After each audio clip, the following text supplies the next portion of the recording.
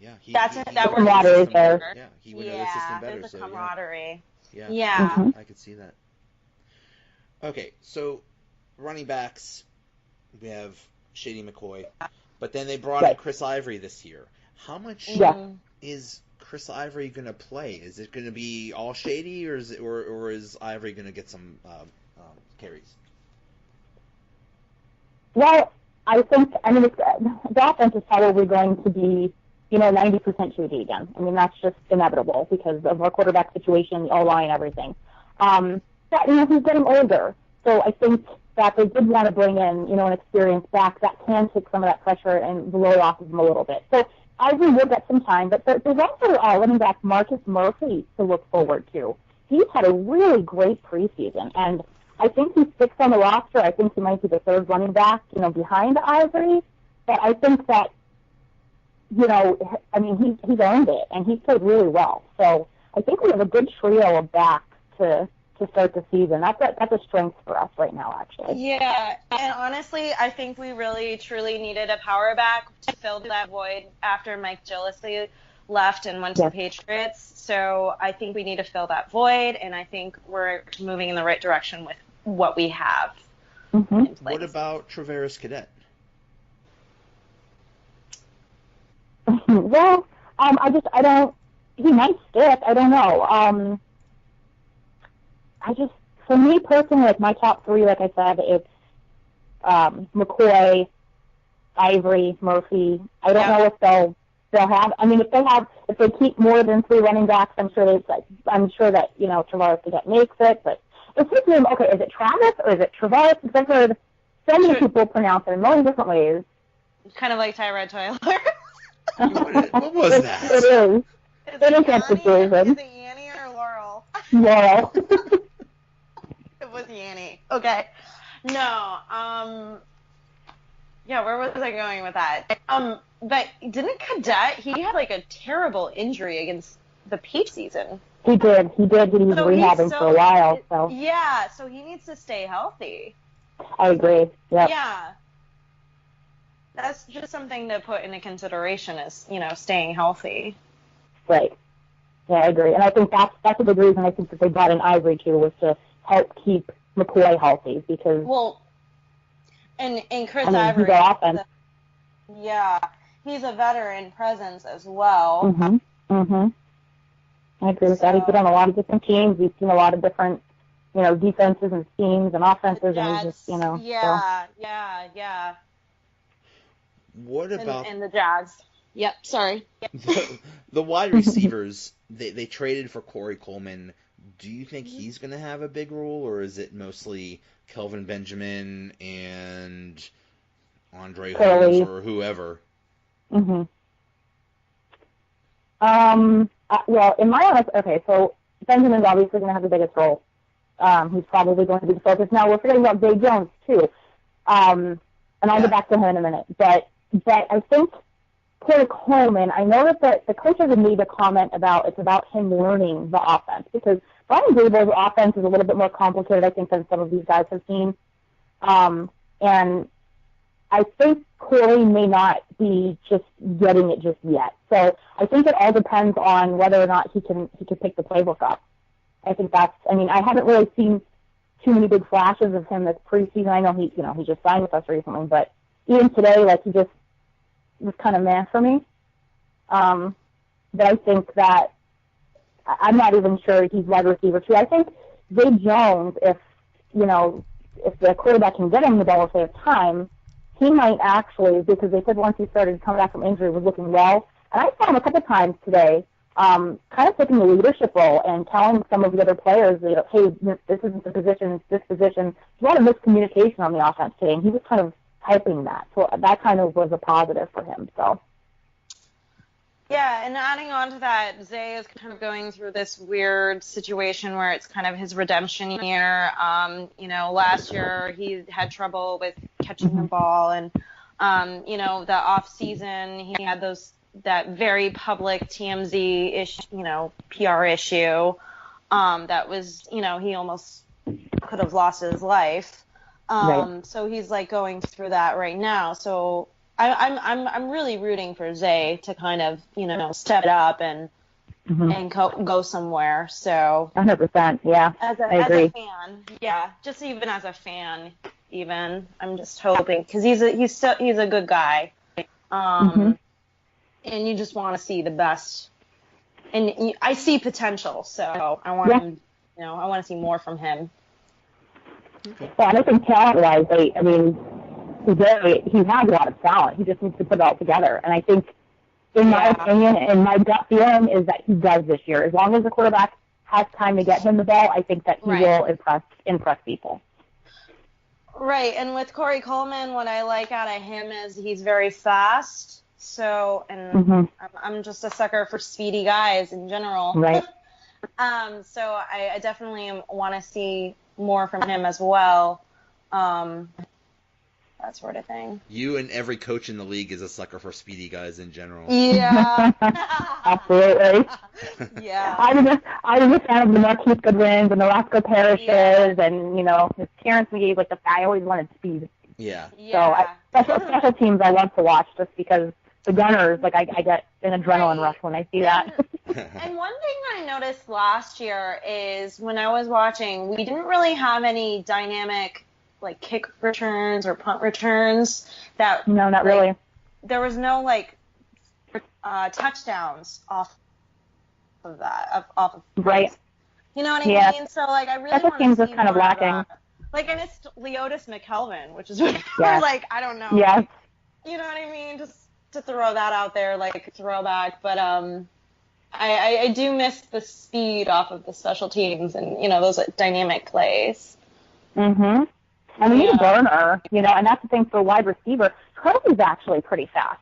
And I'm kind of hoping, too, he's another veteran that's been on some teams, and I think that he can use his speed well, as long as, like I said, someone can get him the ball. Peterman's arm scares me in that regard, because when you watch Peterman throw the ball, throw a deep ball, it's just so awkward, and he looks like he's really struggling to get downfield, where with Allen, it's literally a flick of a wrist and it's going 80 yards. So as long as someone can get him the ball, I think Curley is one to watch out for a little bit, too.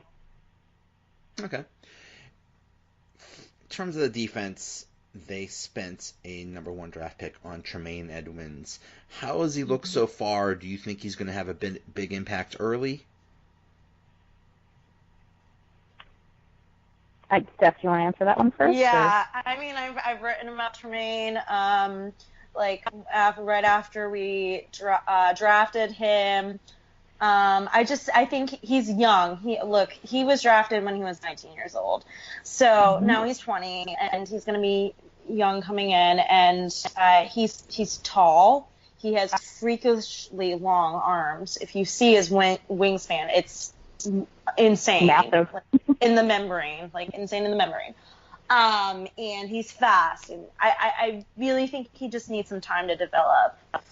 I think he's a project, but I think in the end, with time to develop, there will be results, and the results will be good results.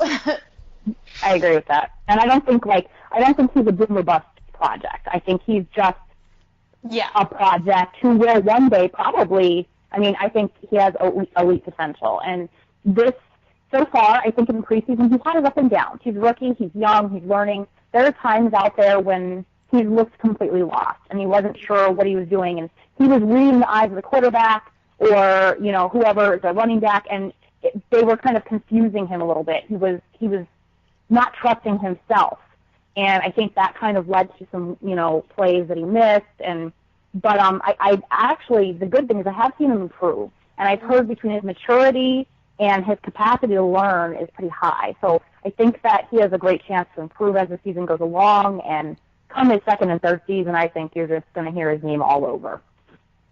I agree. I think when a defensive player comes in as a rookie, there's always a transition, and it's always hard for them at the beginning.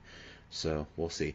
So what do you think as far as a record? What do you think the Bills are? How many wins do you think they'll get this year? You can go first, Danielle.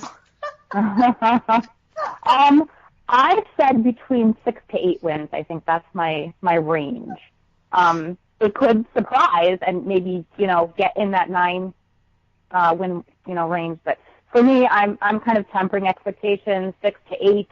After what I saw today, I would say 2 or 3. But, it's preseason, so I really don't know what to expect. Also of note, though, today was that left tackle Deion Dawkins was out. Yeah. He has some kind of hip injury right now. I think they sat him for precaution. So he's a big deal. He took over for Cordy Glenn last year.